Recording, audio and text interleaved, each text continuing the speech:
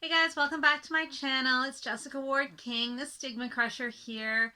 Welcome to all of you who are new, and welcome, of course, to all of you who are oldies but goodies. So today I heard the news that Bell Let's Talk has decided to change the way that they donate to mental health programs and research. And so I wanted to do a little bit of a deeper dive on what their program consists of, what it's been doing, how it's been doing it, and what this change might mean. So up here in Canada, if you are from the States, hi by the way down there, or if you are from somewhere else in the world, here in Canada, about 10 years ago, actually 10 years ago exactly, one of our largest telecommunications companies, Bell, which is, yes, named after Alexander Graham Bell, the creator or the first inventor of the telephone, that telecommunications company started a campaign every January. It's usually like the last Wednesday of January.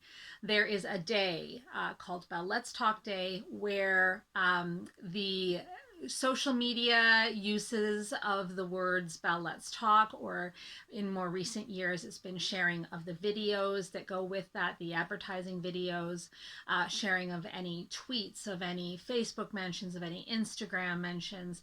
I think TikToks in recent years of Bell Let's Talk and the hashtag Let's Talk have been used every single time one of those hashtags or one of those mentions has been shared. 5 cents has gone into the fund to fund mental health programs in the community, mental health research. There's been a Bell Let's Talk chair in mental health research every year. The program's been getting bigger and bigger and bigger as these years have gone by, and it started out really as a way. So like the hashtag Bell Let's Talk, it was the whole tagline was to get people talking about and to reduce the stigma about mental illness. And in recent years, there have been some really memorable advertisements that have gone, or videos that have gone along with it, of folks that that are staying silent about their mental health struggles and their mental illness, and that if we could just talk about it, if we could talk about it amongst ourselves as friends, as family members, as colleagues, that it would be so much better. And so these are messages that I really that I identify with very strongly, that my channel here has been also pushing very strongly for the past 2 years that I've been around. That that aspect of contact, of being able to talk about mental health and crushing the stigma of mental health being so important to improving the lives of those living with mental health and mental illness, and to getting the research moving, and to getting social conversations about mental health going, and that silence is such a deterrent and such a detrimental effect on people with mental illness. I've often said that for me, my mental illness is actually not the worst thing for me. It's actually been the stigma around and the silence around talking about my mental illness that has affected me the worst. So the Bell Let's Talk campaign has been really important for me. I've done a lot of talks around Bell Let's Talk, talking to audiences as large as 6, even 9,000 people on Bell Let's Talk days, and so full disclosure, it's been really important to me. The Bell Let's Talk campaign has also tapped a lot of Canadian celebrities to push this agenda, to talk about their own struggles with mental health. Things, people like Howie Mandel, for example, and a lot of our Olympians, to talk about their own struggles and to champion mental health in Canadian society. And so I've seen a lot of good come from the Bell Let's Talk campaign. Now this year, rather than having a kind of an incentives based, so every for every time someone shares this on social media, 5 cents will go to the campaign. Instead of having that, they've just decided to donate one lump sum. And that sum is actually more than they've ever donated in the past, based on the 5 cents way of doing things. So in the past, last year it was 8.7 million that they donated. This year they're going to donate 10 million, just lump sum.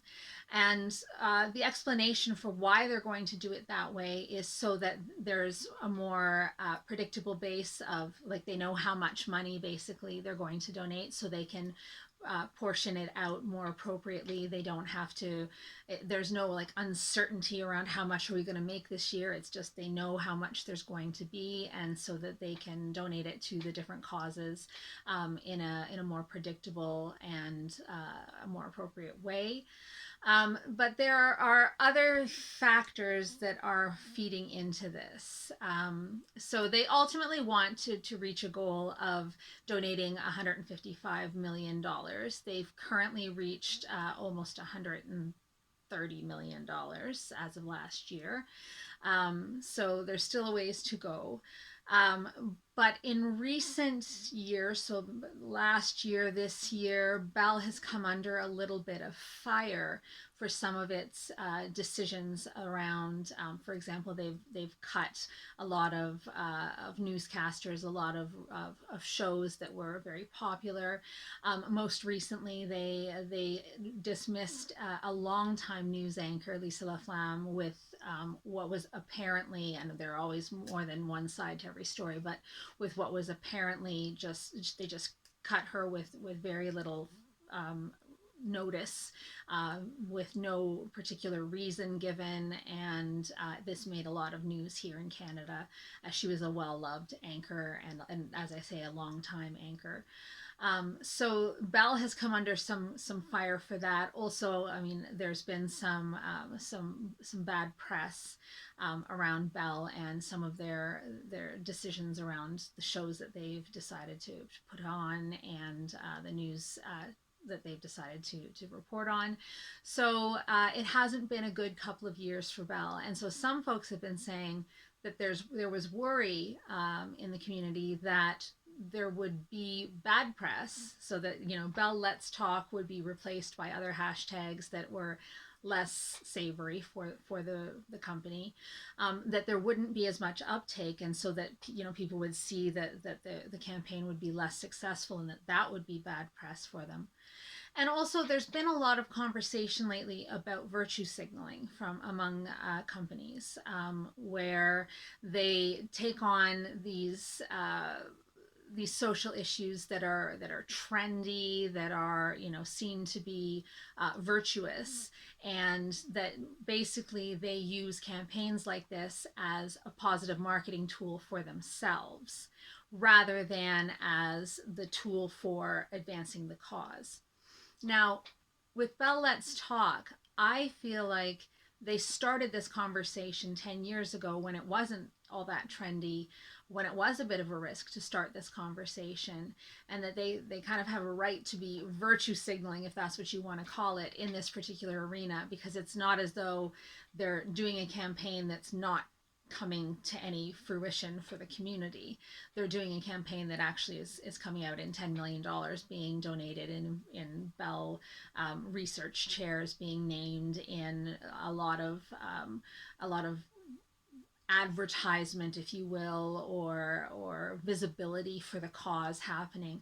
So, I mean, this has really been their cause for the last 10 years. So the virtue signaling argument, I'm not entirely sure is fair in this particular case.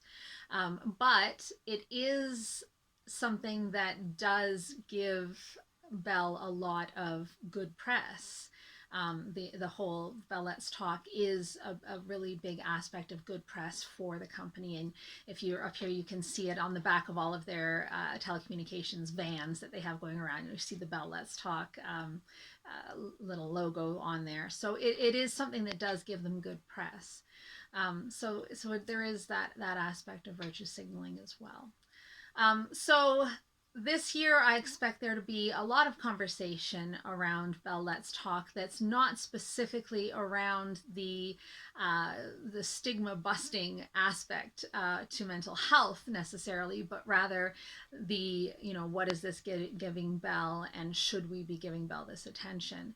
And I think that's really unfortunate, because this is I mean, they started Bell Let's Talk at the end of January for a reason, because after we have Blue Monday in the third week of January, where they say that it's after the holidays and the credit card bills start coming in, and people, their New Year's resolutions are gone, and the holiday spirit is gone. And up here in Canada, it's very cold and gray and dreary, and there's still several months of winter up here ahead of us. So the end of January is known to be a time of kind of lower mood, higher anxiety, and to have the Bell Let's Talk campaign happen then really was originally in the beginning, it was a time to have that conversation around mental health and to really start a conversation around mental health to get people talking.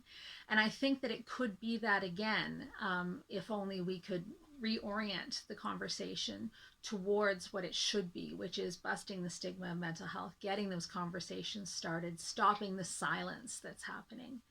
This year, I've already seen a bunch of advertisements from the campaign about eating disorders, about anxiety, about suicide, and that's what they're focusing on this year. Really, is anxiety disorders and suicide, and they're hugely important social issues right now, things that we do need to be talking about. We talk about depression a lot now, a lot more than we used to, but anxiety and eating disorders and suicide are still very much hush hush and pushed under the rug. And so I think that if we really can orient ourselves towards, like, forget the politics behind it and use this day that is funded by a huge telecommunications conglomerate to actually focus on the issues, to focus on mental health and mental illness and crushing that stigma. I think really we can use the day for good. So I would advise people to share the messages, to put aside your differences if you have any with Bell itself, but share the messages, share the spirit of the day, and really try to crush stigma this Bell Let's Talk Day.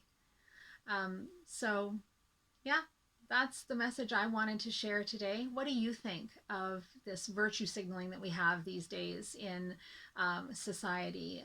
Bell Let's Talk Day, or any other, of those mental health, campaigns, I guess, that we see going on in society these days. What do you think is their place? Do you think that they're a good thing? Do you think that we can use them for good? Let me know in the comments down below. So this year, Bell Let's Talk Day is on January 25th, 2023. And not that that matters as much this year as it did in past. Like I said, you don't have to, you used to have like a 24-hour period where you had to share the hashtag as many times as you could, and that would determine how much money was donated. That's not the case this year. Really, the day this year is just so that the campaign can hang around a particular day where there will be talks, there will be testimonials shared, there will be events happening, there will be sharing of research, that kind of thing. So it's not as important which day it is this year, but that is the day that the campaign is aiming at. But I would advise, and this is my personal preference, you may have a different preference, but I would advise that you do, when you see them on social media, share those videos, share the posts from, they have posts from their CEO, they have posts from the research chairs, they have writings shared from different celebrities.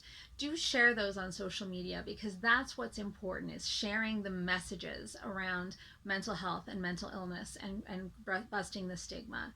And really the whole campaign is what's so important, and sharing the message that we can't be silent around mental illness anymore. That, people, for example, struggling on their own. There's a video of a teacher going to go into a very crowded classroom and having social anxiety, or that performance anxiety, and kind of being alone in that hallway, trying to struggle through it alone. Or someone that is struggling with an eating disorder and is purging in a public bathroom, all by themselves. That those things don't need to be silent, that we can share those struggles amongst our fellow human beings, and have that bit of contact and have those conversations. And so that's really what the day is all about, to me at least. That's what the day is all about. And I do think it's still something important that we need to have. And, you know, whether that's because a telecommunications conglomerate decides to organize it and fund it, or whether that's for another reason, I think it's important that we have those days that we focus on mental health and mental illness. And so I will continue to support the Bell Let's Talk Day. So that's it from me. Have a great week, everybody, and I will see you in my next one. Bye. Stigma Crusher.